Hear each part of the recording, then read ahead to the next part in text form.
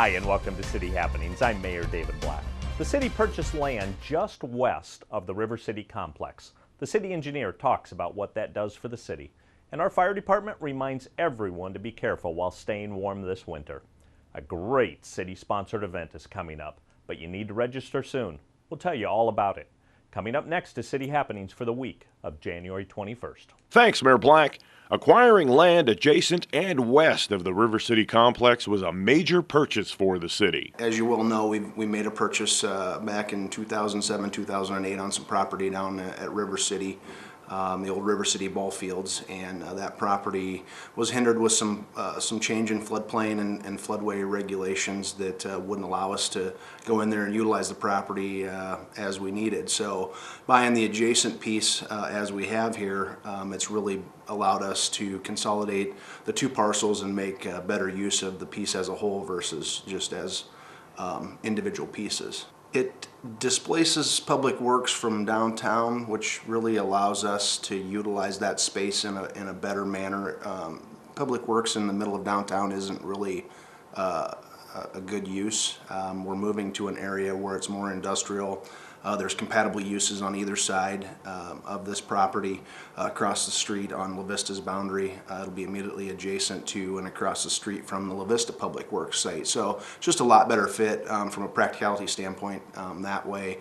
It frees up some space downtown for a better use, maybe restaurants, other specialty retail shops, things like that. So it's really going to be a great move for the city.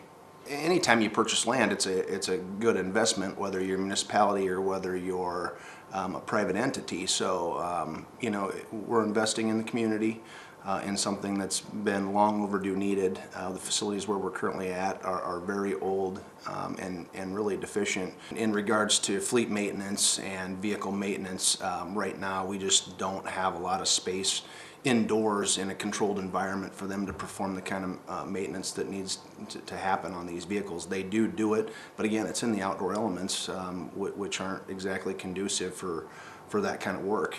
It'll also allow us to really consolidate a lot of our services into one general location where we're kind of sprawled out right now. We've got administration across from the street, from the fleet maintenance.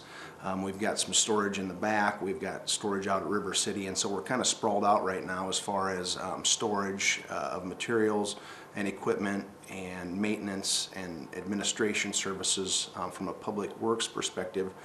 So this really allows us to really consolidate all that into one general location, which will provide some efficiencies. It's okay to be thrifty when staying warm, but don't let the desire to save money put you in danger. Everybody's trying to save a buck nowadays. Whether they're using space heaters, whether they're using a gas-powered fireplace, whether they have a wood-burning fireplace or wood-burning stove to heat their house. There's multiple ways. Let's start with the space heater. They're inexpensive. There's a lot of standards on those now. If they tip over, they automatically shut off now. They're cool to the touch, so if somebody goes up and touches it, they're not going to get burned. Compared to the older ones where if they fell over, they kept heating, or if you went up and touched it, you got burned. Now, the way technology is, you don't have those issues as much. We still recommend at least a minimum of 3 feet away from anything, person, bedding, drapes, to stay away from, so those materials don't heat up and don't catch a fire and cause an issue. Recommend if you're not in the room, shut them off. If you're leaving for the day, shut them off. Fireplaces, make sure gas and or wood burner stoves, make sure they're inspected yearly, cleaned. That's one of the bigger issues we do have is maintenance on these things. People skip the maintenance or don't realize they need to do the maintenance.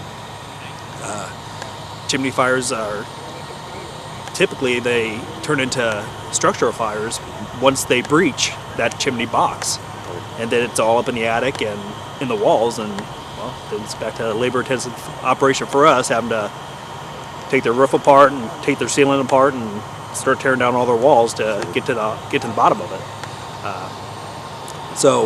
Having a certified inspection company come in, inspect your chimney, clean your chimney yearly. If you have a gas one, make sure it's vented, like it's supposed to be. Or if it's a ventless fireplace, make sure all the burners are going. Make sure there's nothing plugging them.